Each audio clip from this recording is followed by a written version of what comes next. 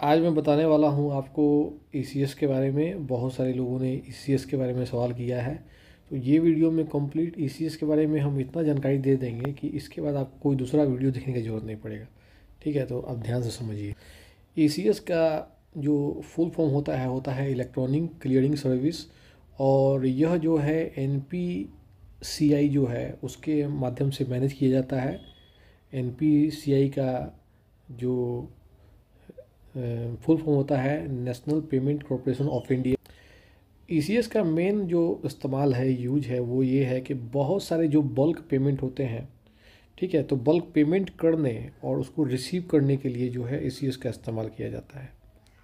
Bulk payment का मतलब हुआ है एक बार में बहुत सारे पेमेंट को कहीं करना और रिसीव करना को बल्क पेमेंट कहा जाता है।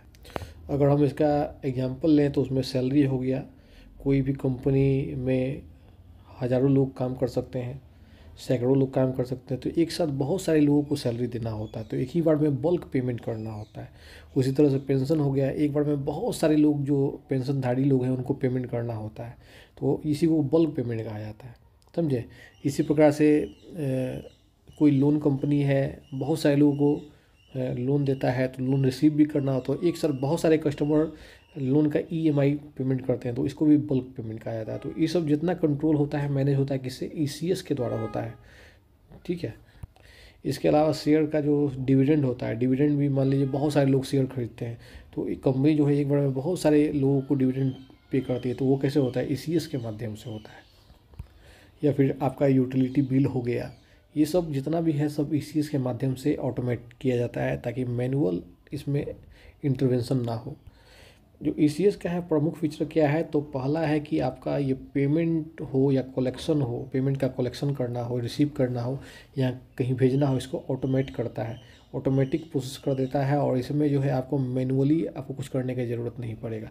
जैसे कि सैलरी का एग्जांपल हम लिए, तो सैलरी में क्या है, एक कंपनी जो है अपने मान लीजिए 500 लोग काम कर रहे हैं उसमें, तो 500 लोगों को एक ही बार में सैलरी ईसीएस के माध्यम से चला जाएगा, तो सब प्रमुख इसका इस्तेमाल हो गया है।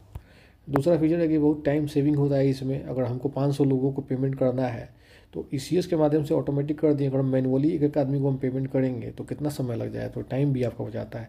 केवल पेमेंट करना ही नहीं, आपको पेमेंट रिसीव करने का काम भी जो है ईसीएस के द्वारा होता है। जैसे कि मैं एग्जांपल दूं, लोन कंपनी के बारे में। आपने एक कंपनी जो है हज़ारों लोगों को लोन देती है, तो लोग जो है अपना लोन का ईएमआई हर महीने चुकाते हैं, तो यहाँ पर पेमेंट का आपको लेने का काम किया जा रहा है, तो ईसीएस के माध्यम से ही होता है, चाहे देना हो या फिर लेना हो। इसके बाद तीसरा प्रमुख फीचर है कि बिल्कुल सिक्योर होता है। एनपीसीआई का जो गाइडलाइन है उसके अकॉर्डिंग यह चलता है, जिससे कि पूरा सिस्टम बिल्कुल सिक्योर और रिलायबल होता है। बिल्कुल चौथा फीचर बता रहा हूँ कि ये बिल्कुल कॉस्ट इफेक्टिव होता है, इसमें ज़्यादा पैसा नहीं लगता है, क्योंकि अगर मैनुअल आप यह काम करने जाओगे तो आपको बहुत खर्चा लग जाएगा, लेकिन चूँकि यह ऑटोमेटिक ईसीएस प्रोसेस है तो इसमें जो है बहुत सारा पैसा आपका बच जाता है।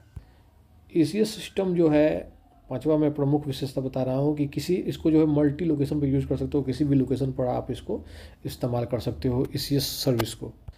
ईसीएस जो होता है उसको कितने प्रकार हैं, तो दो प्रकार हैं इसका। एक तो आपका ईसीएस क्रेडिट हो गया, दूसरा है आपका ईसीएस डेबिट। क्रेडिट के बारे में हम बात करेंगे। मान लीजिए कोई कंपनी या इंस्टीट्यूशन एक साथ बहुत सारे लोगों को जो पेमेंट करती है, तो ये ईसीएस क्रेडिट के द्वारा होता है। जैसे कि हम एग्जांपल लें तो एक कंपनी है, उसमें 500 लोग काम कर रहे हैं, एम्प्लॉई हैं, तो अगर उनको सैलरी भेजा जाएगा तो ईसीएस के माध्यम से, यह ईसीएस क्रेडिट के माध्यम से उन लोगों को सैलरी एक बार में ही ऑटोमेटिक प्रोसेस कर दिया जाएगा, सब लोगों को वो पैसा मिल जाता है। तो कैसे पॉसिबल हुआ, तो ईसीएस क्रेडिट के द्वारा पॉसिबल हुआ। इसी तरह से पेंशन का एग्जांपल ले सकते हैं। बहुत सारे लोगों को कंपनी या बैंक पेंशन देता है, तो फिर उसमें भी जो है ईसीएस क्रेडिट का इस्तेमाल होता है। बहुत सारे लोगों को एक साथ ही ईसीएस के माध्यम से पेमेंट दे दिया जाता है। दूसरा आपका है ईसीएस डेबिट। ईसीएस डेबिट में क्या होता है, कोई कंपनी हो या इंस्टीट्यूशन हो, अपने कस्टमर से बहुत सारा पेमेंट प्राप्त करता है। जैसे कि हम लोन का एग्जांपल लें तो एक बैंक ने किसी को लोन दिया, बहुत सारे लोगों को, 500 लोगों को लोन दिया, हर मंथ में उसका ईएमआई आ रहा है, तो वो जो है कस्टमर बैंक को पेमेंट कर रहा है। तो किसे हुआ, ईएमआई जो आपका आ रहा है वो आ रहा है आपका ईसीएस डेबिट के द्वारा, क्योंकि कस्टमर यहाँ बैंक को पेमेंट कर रहा है। तो कस्टमर के अकाउंट से ऑटोमेटिक डिडक्शन हो रहा है और पैसा बैंक के पास पहुंच रहा है। तो यह कैसे हुआ, ईसीएस डेबिट जो है दूसरा प्रकार उसके माध्यम से हो रहा है। अब ये ईसीएस कैसे काम करता है इसके बारे में समझ लीजिए। सबसे पहला काम है कि आपको मैंडेट सेटअप करना है। सेट मतलब इसका हुआ कि आप अपने बैंक को जो है एक परमिशन दे रहे हो, ऑथोराइज कर रहे हो कि भाई हमारा एगो लोन है और इसका ईएमआई हमको हर महीने में कंपनी को देना है, तो आप हमारे बैंक अकाउंट से इतना पैसा हर महीने में जो है डिडक्ट कर सकते हैं। तो आपको एक मैंडेट सेटअप करना है इसके लिए। तो मैंडेट सेटअप करेंगे तो ईसीएस के माध्यम से हर महीने आपके अकाउंट से बैंक जो उतना पैसा जो है डिडक्ट करके जो इसके पास भेजना है उसके पास भेज देगा। तो ईसीएस के द्वारा ये प्रोसेस बिल्कुल ऑटोमेटिक हो जाता है। लोन कहीं केस ले तो लोन में भी आपका हर महीने ईएमआई इसी के माध्यम से कटता है।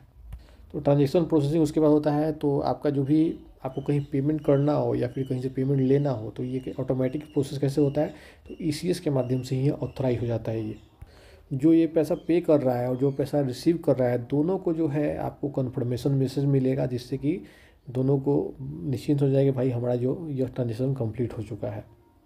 अगर इसका रियल लाइफ एग्जांपल देखा जाए तो क्या होता है, मान लीजिए कि अभिषेक ने जो है एक लोन लिया किसी कंपनी से, उसके बाद लोन का ईएमआई चुकाना है, तो हमने जो है बैंक को ऑथराइज कर दिया, मैंडेट दे दिया कि हर मंथ में हमारे अकाउंट से 15,000 रुपया ईएमआई के तौर पर कट जाए। तो बैंक उसको ऑथराइज कर देगा। फिर पहले तो हम ऑथराइज करेंगे बैंक को, फिर बैंक को हर महीने आपका ईसीएस डेबिट के माध्यम से हमारे अकाउंट से 15,000 रुपये काट लेगा और जिस कंपनी से हमने लोन लिया है उसको वो पैसा भेज दिया जाता है। तो ये कैसे होता है, ईसीएस डेबिट के माध्यम से होता है। जब भी ये पेमेंट होगा तो जो है मुझे भी, अभिषेक को भी ये कन्फर्मेशन मैसेज मिल जाएगा पेमेंट आपने कर दिया है, और जिसको पेमेंट किया है उसको भी मैसेज मिल जाएगा भाई अभिषेक ने आपको 15,000 का ईएमआई इस मंथ में पे कर दिया है। इस चीज़ का फ़ायदा है कि भाई इसमें कोई आपको मैनुअल काम नहीं करना पड़ता है, जिससे बहुत समय आपका बचता है। सारा काम जो है प्रोसेस ऑटोमेटिक होता है, तो आपको इसमें टेंशन लेने का ज़रूरत नहीं होता है, सब कुछ ऑटोमेटिक होते रहता है। टाइमली आपका पेमेंट अगर होगा तो आपका जो है पेनल्टी भी लगने का चांस नहीं रहता है। अगर आपको हर महीने ईएमआई पे करना है एग्जाम्पल के तौर पर, तो आपको कोई भी पेनल्टी नहीं लगेगा। ईसीएस के द्वारा बहुत सारा पेमेंट, जिसको बल्क पेमेंट कहा जाता है, बल्क पेमेंट हो या फिर कहीं से रिसीव करना हो पेमेंट, तो दोनों पॉसिबल है इसके द्वारा। और इसमें आपको जो है अपना दिमाग नहीं लगाना है, सब कुछ अपने आप ऑटोमेटिक होता है।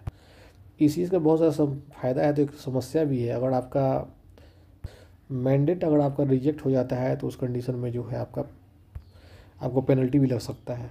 अगर जिस मैंडेट को आपने ऑथराइज किया हुआ है पेमेंट नहीं हो पाया तो आपको पेनल्टी लगेगा। या फिर आपका मान लीजिए कि आपका किसी मंथ के किसी डेट में आपको पेमेंट करना है और अकाउंट में बैलेंस नहीं है आपका, तो फिर आपका ये पेमेंट अनसक्सेसफुल हो जाएगा और आपको उसमें पेनल्टी भी लग सकता है।